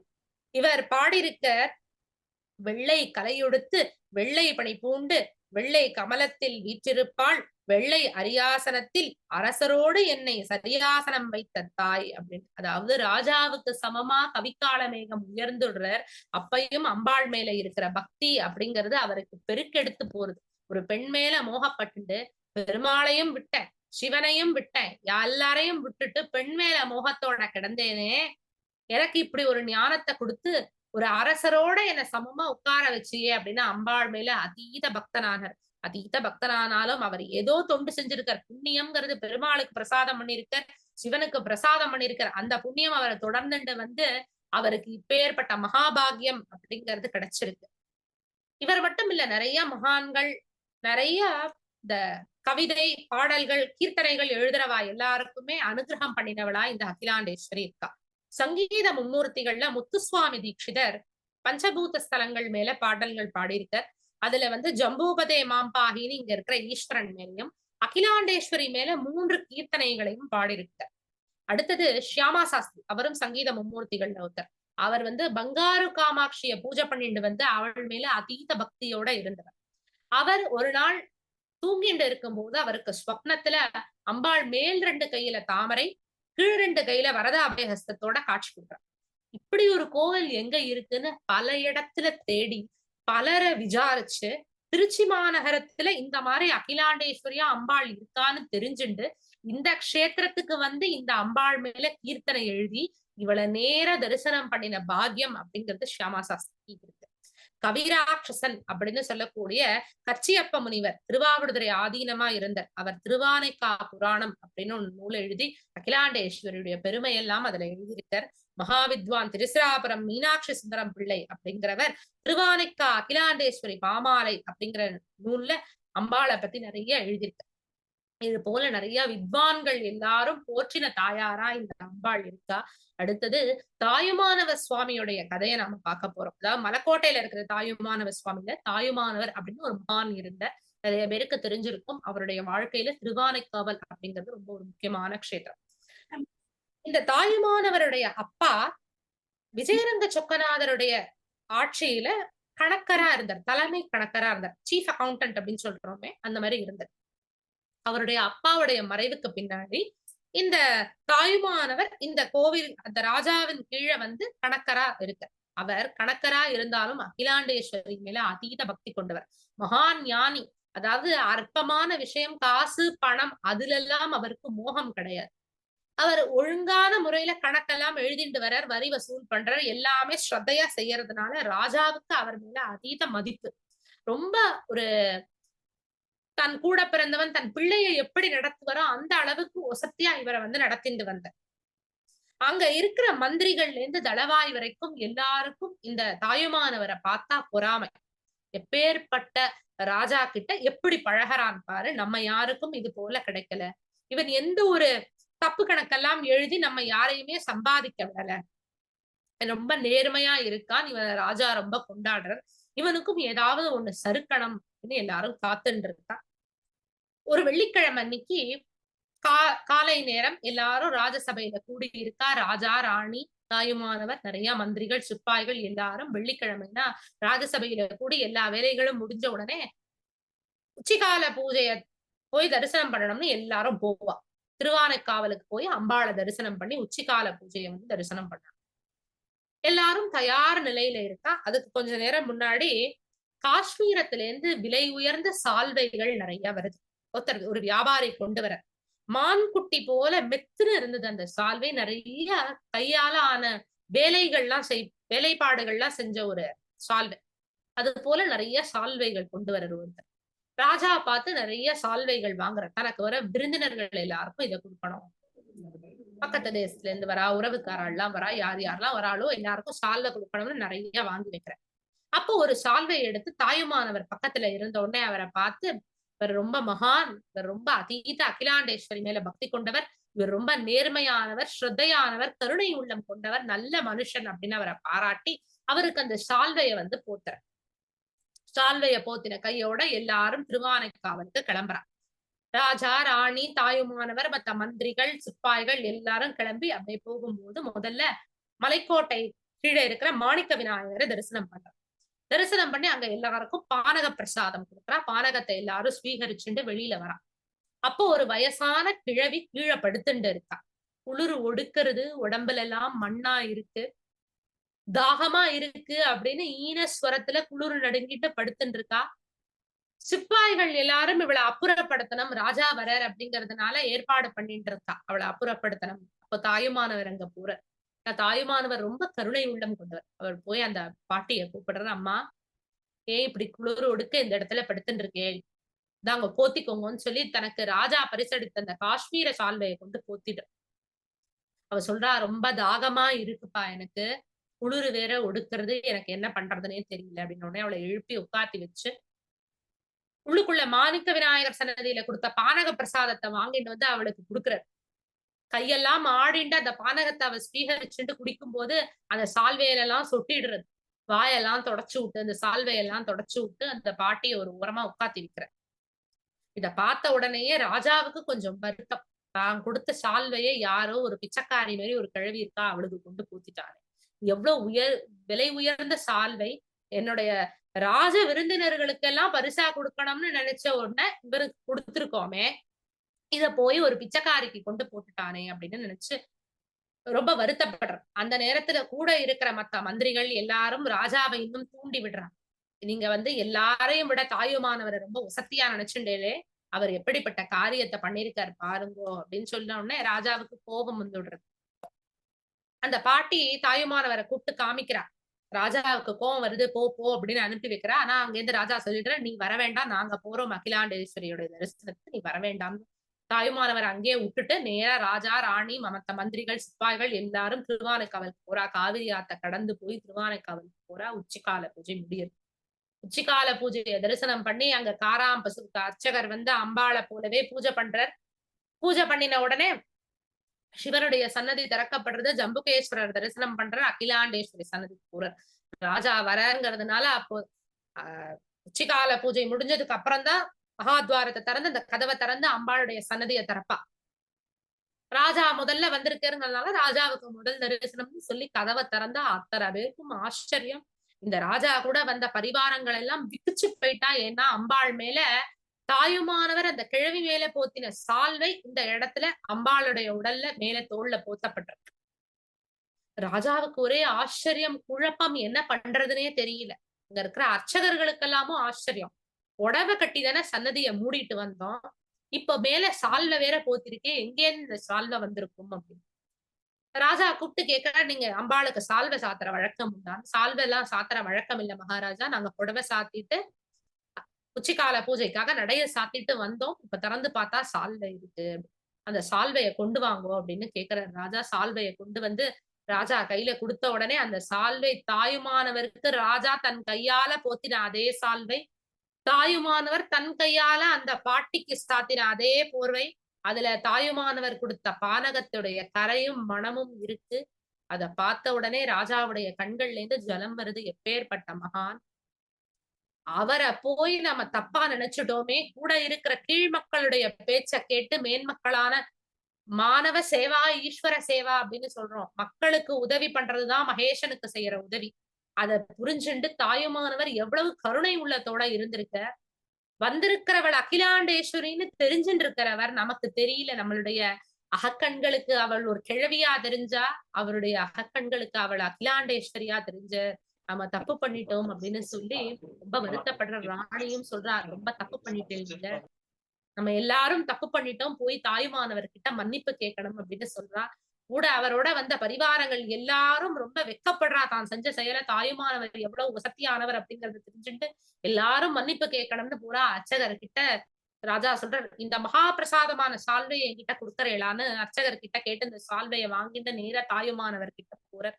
அவருடைய கால்ல சாஷ்டாங்கமா ராஜாவும் ராணியும் விழுந்து, பரிவாரங்கள் எல்லாரும் விழுந்து அவர்கிட்ட மன்னிப்பு கேட்கிறா. எப்பேற்பட்ட ஒரு பாவ செயல நாங்க செஞ்சுட்டோம். நீ வந்து அம்பாள் அவள் அப்படிங்கறத தெரிஞ்சு, உணர்ந்து அவ மேல இந்த உசத்தியான சால்வைய போட்டிருக்க. யாரோ ஒரு கிழவி பிச்சைக்காரின்னு நாங்க நினைச்சு உதாசீனப்படுத்தினோம். அவள உதாசீனப்படுத்தினது வேற, உன்னை உதாசீனப்படுத்தி தப்பு பண்ணிட்டோம் அப்படிங்கிறது. அதாவது அம்பாள் எந்த ரூபத்துல வேணாலும் வருவா. எந்த எல்லா பெண் பிள்ளைகளையும் நாம வந்து மதிக்கணும். குழந்தையா இருந்தாலும் சரி, பெரியவளா இருந்தாலும் சரி, கிழவியா இருந்தாலும் சரி. கவிக்காலமேகமும் அதுக்கு ஒரு உதாரணம். இங்க தாயுமானவர் சுவாமியும் அதுக்கு ஒரு உதாரணம். குழந்தையா வந்தவ கொடுத்த தாம்பூலத்தை வாங்கிட்டு கவிஞன் ஆயிட்டார்.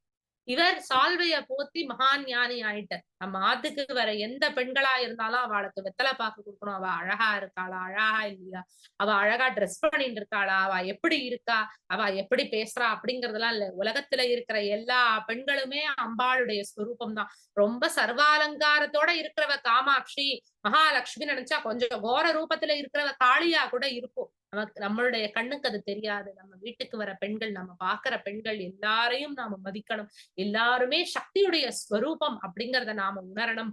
அப்படிங்கிறதுக்கு தாயுமானவர் சொன்ன ஒரு உதாரணம் தான் இந்த அவருடைய வாழ்க்கையில நடந்த இந்த ஒரு சம்பவம்.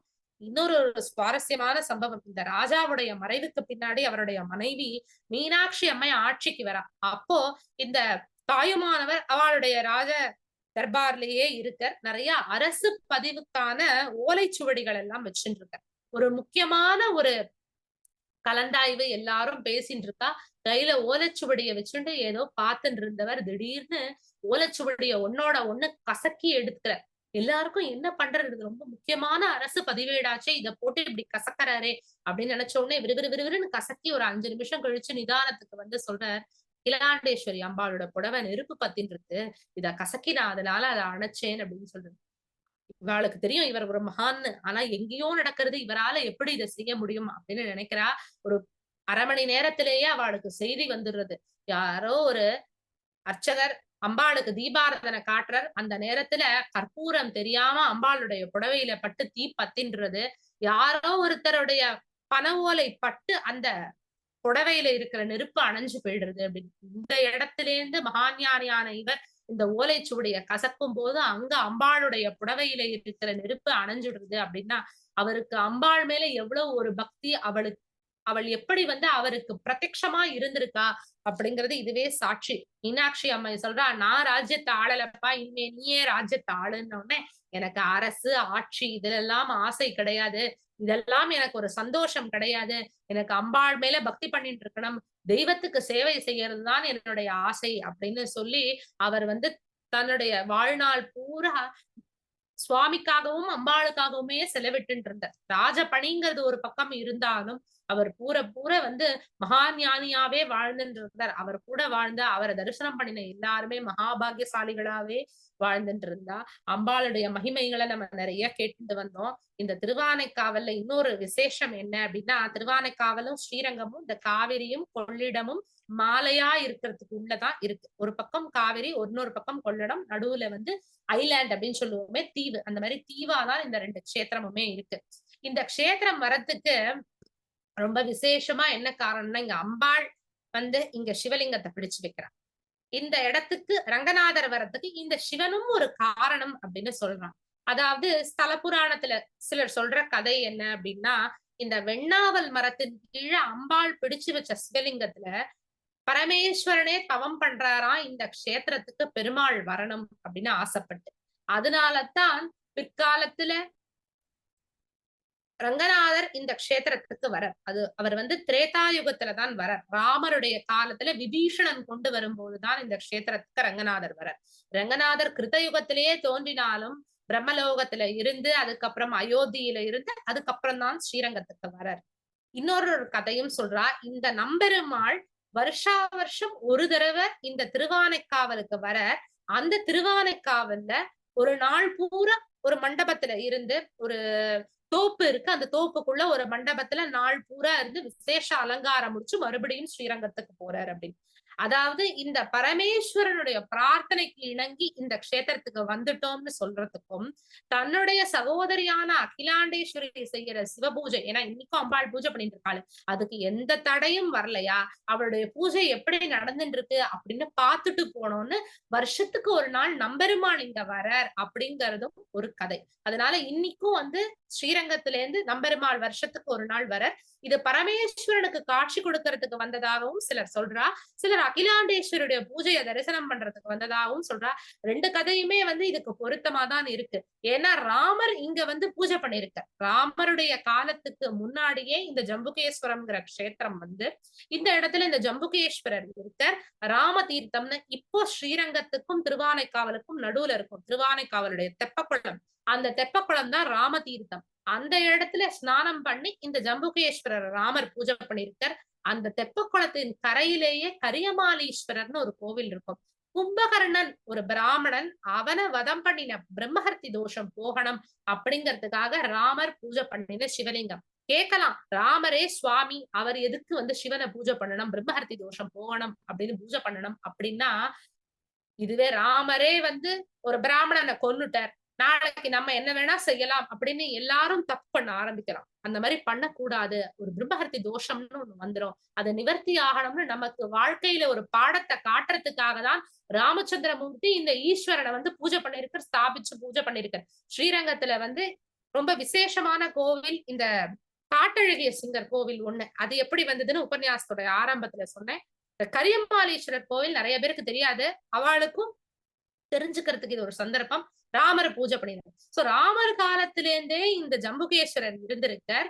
இந்த ஜம்புகேஸ்வரர் ஈஸ்வரனே இந்த இடத்துல தவம் இருந்து அகிலாண்டேஸ்வரி பூஜை பண்ணி அவரை, அகிலாண்டேஸ்வருடைய பூஜையை பாக்குறதுக்காக பெருமாள் எங்கெங்கேந்தோ கிளம்பி இந்த ஸ்ரீரங்கம் அப்படிங்கிற க்ஷேத்திரத்துக்கு வந்திருக்க.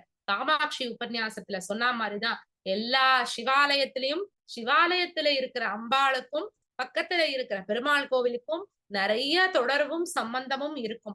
ஸ்ரீரங்கமும் திருவானைக்காவலும் அதுக்கு ஒரு விதிவிலக்கு அப்படிங்கறதே கிடையாது. இதுல விசேஷமா நாம நிறைய விஷயங்கள் தெரிஞ்சுக்கலாம். ஸ்ரீரங்கத்துக்கும் திருவானைக்காவலுக்கும் நிறைய ஒற்றுமை இருக்கு. இந்த ரெண்டு கோவிலுமே யுக யுகங்களா இருக்கு. ஆனாலும் அந்தந்த யுகத்தும் போது என்ன ஆகும் அப்படின்னா, மண்ணால மூடப்படுறது, சரியா அந்த கோவிலுடைய பராமரிப்பு கட்டுமானம் இல்ல அப்படின்ன உடனே இந்த திருவானைக்காவல வந்து கோச்செங்கண்ணன் சோழன் வந்து கட்டுறார், மாடக்கோவிலா கட்டுறார். ஸ்ரீரங்கத்தை வந்து கிளிவளவ சோழன், சோழர்கள் வந்து ரெண்டு கோவிலையுமே கட்டியிருக்கா அப்படிங்கிறதுக்கு இது ஒரு உதாரணம். இங்க இருக்கிற ரெண்டு சுவாமியுமே ஜலத்தால ஆனவர் தான். ரங்கநாத பெருமாள் பார்க்கடல்ல இருக்கிற நீர்க்குமிழியில இருந்து தான் முதல்ல ஆவிர்பவிச்சு வரார். அதுக்கப்புறம் தான் சொன்ன மாதிரி சத்தியலோகத்துக்கு போய் சத்தியலோகத்துல இருந்து அயோத்திக்கு வந்து அயோத்தியில இருந்து ஸ்ரீரங்கத்துக்கு வரார். ஜம்புகேஸ்வரரும் அம்பாள் காவிரி ஜலத்தால தன்னுடைய கையால பிடிச்சு வச்ச சிவலிங்கமா இருக்கா. இங்க இருக்கிற ரெண்டு உற்சவருமே பெண் வேஷம் அணிஞ்சுப்பா. ஜம்புகேஸ்வரர் அகிலாண்டேஸ்வரி வேஷமும், அகிலாண்டேஸ்வரி ஜம்புகேஸ்வரர் வேஷம் போட்டுட்டு பஞ்சப்பிரகாரத்துல வரா மாதிரி நம்பெருமாள் வைகுண்ட ஏகாதசிக்கு முதல் நாள் நாச்சியார் திருக்கோலத்துல மோகினி அலங்காரத்துல காட்சி அளிக்கிற. இங்க இருக்கிற ரங்கநாயகி தாயாரும் அகிலாண்டேஸ்வரியும் வடக்கு வாசல்ல இருந்து வந்த உடனே வர பிரதான சன்னதியில கிழக்கு முகத்தோட காட்சி அளிக்கிறா. மேல் ரெண்டு கையில தாமரையும் கீழ் ரெண்டு கையும் வரதாபய ஹஸ்தமா வச்சுட்டு ரங்கநாச்சியார் உட்கார்ந்துட்டு இருக்கா, அமர்ந்த கோலத்துல காட்சி அளிக்கிறா. திருவானைக்காவல் அகிலாண்டேஸ்வரி நின்ற திருக்கோலத்துல காட்சி அளிக்கிறா. இதுதான் ரெண்டு பேருக்கும் இருக்கிற வித்தியாசம். மத்தபடி ரெண்டு பேரும் ஒரே தாயார் தான். அங்க பெருமாளை கல்யாணம் பண்ணிட்டு ரங்கநாயகியா இருக்கா, இங்க பரமேஸ்வரனுக்கு சிஷ்யா அகிலாண்டேஸ்வரியா இருக்கா. இந்த ரெண்டு கோவிலுடைய திருச்சுற்றும் ரொம்ப விசேஷமானது. திருமங்கை மன்னன் ஒரு திருச்சுற்று, ஒரு மதில் சுவரை கட்டுற, அதுக்கு கூலி இல்லை, கூலி கொடுக்கறதுக்கு கையில பைசா இல்லைங்கும் போது பெருமாள் வந்து மண்ணை கொடுக்கிறார், மண்ணை கூலியா கொடுக்க அது பைசாவா மாறுறது. அதே போல திருநீற்று சுந்தர பாண்டியன் திருவானைக்காவலுக்கு மதில் சுவர் கட்டும் போது கூலி கொடுக்கறதுக்கு கையில பணம் போதாம போகுது. பரமேஸ்வரனே ஒரு சித்தரை போல வந்து விபூதிய கொடுக்கிறார், அந்த விபூதிய விநியோகம் பண்ண அது கூலியா மாறுறது. இன்னைக்கும் திருவானைக்காவல்ல திருநீற்றாந்திருச்சுற்று விபூதி பிரகாரம் அப்படின்னு 4வது பிரகாரம் இருக்கும். அது ரொம்ப விசேஷமா இந்த கதை மையப்பட்ட பிரகாரமா இருக்கு. அந்த மதில் சுவர் வந்து திருநீற்று சுந்தரபாண்டியன் கட்டினது. இந்த 2 கோவிலுக்குமே பிரணவத்தால ஒரு ஒற்றுமை இருக்கு. அகிலாண்டேஸ்வரி சன்னதிய பிள்ளையாரோட சேர்ந்து பிரதட்சணம் பண்றோம் அப்படின்னா, ஓம் அப்படிங்கிற இந்த பிரணவம் எப்படி இருக்குமோ அது போல இந்த பிரதட்சணம் இருக்கு. ரங்கநாதருடைய ரங்க விமானம் பிரணவாகார விமானமா பிரணவத்துடைய தத்துவத்தோட இருக்கு. இந்த 2 கோவிலுமே பாடல் பெற்ற கோவில். 108 திவ்ய தேசங்கள்ல முதல் திவ்ய தேசமா எல்லா ஆழ்வார்களாலையும் 12 ஆழ்வார்கள்ல 11 ஆழ்வார்களால மங்களாசாசனம் செய்யப்பட்ட பெருமாளா ரங்கநாதர் இருக்கார். இங்க வடகாவிரியின் சோழ நாட்டு சிவஸ்தலமா 60வது ஸ்தலமா இந்த திருவானைக்காவல் அப்படிங்கிற ஸ்தலம் இருக்கு. பஞ்சரங்க க்ஷேத்திரத்துல ஸ்ரீரங்கம் கஸ்தூரி ரங்க பெருமாளா காட்சி அளிக்கிறார். பஞ்சபூத ஸ்தலங்கள்ல நீர் அப்படிங்கிற அப்புலிங்கமா ஜம்புகேஸ்வரர் காட்சி அளிக்கிறார். இந்த திருவானைக்காவல் ஸ்ரீரங்கம் இங்க இருக்கிற 2 மூர்த்திகளையுமே முத்துசுவாமி தீட்சிதர் விசேஷமா சங்கீதத்துல வர கீர்த்தனைகளால பாடியிருக்க. ஜம்பூபதே அப்படின்னு ஆரம்பிக்கிற கீர்த்தனையை இங்க இருக்கிற ஈஸ்வரன் மேலையும் அகிலாண்டேஸ்வரி மேல 3 கீர்த்தனைகளையும் பாடியிருக்கார். நம்ம எல்லாருக்கும் ரொம்ப தெரிஞ்ச பிடிச்ச பாட்டு ரங்கபுர விகார. அந்த காலத்துல இருக்கிறவாள்ல இருந்து இன்னைக்கு வர மாடர்ன் இன்ஸ்ட்ருமெண்ட்ஸ வச்சுலாம் கூட இந்த ரங்கபுர விகாராவை பாடுறாளே, இந்த பாட்டை பாடினது முத்துசுவாமி தீட்சிதர். ஆதிசங்கர பகவத் பாதான் இந்த 2 க்ஷேத்திரத்திலையுமே பிரதிஷ்டைகள் சக்கர பிரதிஷ்டை பண்ணிருக்கார். அகிலாண்டேஸ்வருடைய காதுல சிவச்சக்கரத்தையும் ஸ்ரீ சக்கரத்தையும் சேர்ந்து தாட்டங்க பிரதிஷ்டை பண்ணிருக்கார். ஸ்ரீரங்கத்துல ஜன ஆகர்ஷண சக்கரத்தை பிரதிஷ்டை பண்ணிருக்காரு. இன்னைக்கும் ஸ்ரீரங்கத்துக்கு போறோம்னா பயங்கர கூட்டம். 100கணக்கான பேர் நமக்கு முன்னாடி காத்துட்டு இருக்கா பெருமாள் சேவிக்க. நிறைய பேர் பண்ற தப்பு பெருமாள் சன்னதியில போய் நின்னு அங்க பெருமாளை சேவிச்சுட்டு டயர்டாயி ஆத்துக்கு வந்துருவா. அப்படி பண்ணக்கூடாது. எல்லா சன்னதியும் சேவிச்சுட்டு கடைசியா போனோம். பெருமாளை சேவிச்சுட்டு வரும்போது டயர்டா இருக்கும். ஆனா மன நிம்மதி இருக்கும். மனசு டயர்டே ஆகாது. அந்த ஒரு ரகசியம் யாருக்கும் தெரியல. அங்க ஜன ஆகர்ஷண சக்கரம் இருக்கிறதுனால மக்கள் கூட்டம் வந்துட்டே இருக்கும் பெருமாளை சேவிக்கிறதுக்கு. இந்த 2 கோவில்லையுமே விசேஷமான சரஸ்வதி சன்னதி இருக்கு. நமக்கு தெரியாது. இந்த திருவானைக்காவல்ல வந்து நான் சொன்னேனே, கையில வீணை இல்லாத சரஸ்வதி தேவியா அகிலாண்டேஸ்வரிக்கு பின்னாடி பரிவார தெய்வங்கள்ல ஞானத்தை கொடுக்கக்கூடிய சரஸ்வதி தேவி காட்சி அளிக்கிறா. ஸ்ரீரங்கத்துல பவித்ரோத்சவ மண்டபம் இருக்கே, அந்த மண்டபத்துக்கு பின்னாடி கடைசியில பார்த்தோம்னா ஹயக்ரீவர் சன்னதி இருக்கும். அங்க ஹயக்ரீவருடைய சிஷ்யா சரஸ்வதி தேவி காட்சி அளிக்கிறார். ஞானத்தை கொடுக்கிறது வைஷ்ணவத்துல ஹயக்ரீவரும் சாக்தத்துல சரஸ்வதி தேவியும்னு சொல்றோம். அவ 2 பேரும் சேர்ந்து இருக்கா. ஹயக்ரீவருடைய சிஷ்யை தான் சரஸ்வதி தேவி. அவள் எப்படி அவர்கிட்ட உபதேசம் பெறாங்கிற அந்த ஒரு காட்சியோட அந்த பவித்ரோத்சவ மண்டபத்துக்கு பின்னாடி இருக்கா. நிச்சயமா ஸ்ரீரங்கத்துல இருக்கிறவா எல்லாரும் தரிசனம் பண்ணிருப்பா. தெரியாதவா கண்டிப்பா தரிசனம் பண்ணுவோம். 2 விசேஷமான சரஸ்வதி தேவி இந்த 2 க்ஷேத்திரத்திலயுமே காட்சி அளிக்கிறா. இங்க இருக்கிற ரங்கநாதரையும் சரி ஜம்புகேஸ்வரரையும் சரி ராமச்சந்திர மூர்த்தி வழிபட்டிருக்கார். ரங்கநாதர அயோத்தியில இருந்து ரங்கநாதர் வந்து இக்ஷ்வாகு குலதனம் அப்படின்னு சொல்றோம். ராமருடைய குலதெய்வமாவே திகழறர். அவர் இந்த ஜம்புகேஸ்வரத்துக்கு வந்து ஜம்புகேஸ்வரரை வழிபட்டிருக்கார் அப்படிங்கிறது இப்ப நாம உபன்யாசத்துல கேட்டோம். இங்க சந்திர புஷ்கரணி அப்படிங்கிற விசேஷமான தீர்த்தம் இருக்கு. சந்திரன் இந்த சந்திர புஷ்கரணியில ஸ்நானம் பண்ணி ரங்கநாதரையும் தரிசனம் பண்ணினர், ஜம்புகேஸ்வரரையும் தரிசனம் பண்ணினர் அப்படிங்கிறது ஒரு விசேஷமான செய்தி. இப்படி எல்லாருமே இந்த 2 க்ஷேத்திரத்தையுமே ரொம்ப விசேஷமா கொண்டாடி இருக்கா. சங்கர பகவத் பாதாளுடைய ஷண்மதங்களுமே இந்த காவிரிக்கும் கொள்ளிடத்துக்கும் நடுவுல இருக்கு. கானாபத்தியம்னு சொல்ற பிள்ளையார் பிரசன்ன கணபதியா அம்பாளுக்கு எதிர்த்தாப்புல, கௌமாரத்துல சொல்ற முருகப்பெருமான் அருணகிரிநாதருக்கு அனுகிரகம் பண்ணி அவருடைய காமத்தை அடக்கி அந்த காம தேவதையை தன்னுடைய காலுக்கு கீழே அடக்கின்னு இருக்கா மாதிரி ஜம்புகேஸ்வரர் கோவில்ல காட்சி அளிக்கிறார். இந்த கௌமாரத்தை குறிக்கிற முருகப்பெருமான் அம்பாள் சன்னதியில இருக்க, பரமேஸ்வரன் சைவத்தை குறிக்கிற ஜம்புகேஸ்வரர் இருக்கார், சாக்தத்தை குறிக்கிற அகிலாண்டேஸ்வரி இருக்கா, வைஷ்ணவத்தை குறிக்கிற ரங்கநாயிகா சமேத ரங்கநாதர் எல்லாருமே இந்த ஒரே க்ஷேத்திரத்துல, சௌரத்தை குறிக்கிற சூரிய நாராயணர் அவர் இல்லாம இந்த உலகத்துல எதுவுமே இயங்காது. இவா எல்லாரையும் இந்த ஒரே இடத்துல இந்த ஒரே ஒரு தீவுக்குள்ளேயே தரிசனம் பண்ண முடியும் அப்படிங்கிறது ஒரு மகா பாக்கியம். இதோட இந்த உபன்யாசத்தை பூர்த்தி பண்ணிக்கிறேன். இந்த ஆப்பர்ச்சுனிட்டியை கொடுத்த ஜனனி மேம் அவளுக்கு என்னுடைய மனமார்ந்த நன்றி. இத கேட்கிற எல்லா பெரியவாளுக்கும் என்னுடைய நமஸ்காரம், என்னுடைய குருவுக்கு நமஸ்காரம். இந்த மங்கள ஸ்லோகத்தை சொல்லி இந்த உபன்யாசத்தை பூர்த்தி பண்ணிக்கலாம். ஜம்பூ மூலநிதே ஜனார்தனனுதே ஜம்பாரி சம்பாவிதே ஜம்பூத்வீப மனோக்ய கல்பலதிகே ஜன்மாந்த மாஜ சேகரே ஜன்மவ்யாதி ஜராபஹே ஜலமயே ஜாம்பூந்த ஆலங்கிருதே ஜம்பூநாத மனோகரே ஜனனுதே வந்தே அகிலாண்டேஸ்வரி அகிலாண்டேஸ்வரி சமேத ஜம்புகேஸ்வர சுவாமி, ரங்கநாயிகா சமேத ரங்கநாத சுவாமி இவாளுடைய பரிபூர்ண கடாட்சம் நம்ம எல்லாருக்கும் கிடைக்கணும்னு பிரார்த்தனை பண்ணி உபன்யாசத்தை பூர்த்தி பண்ணிக்கிறேன். ஸ்ரீ குருபியோ நமः.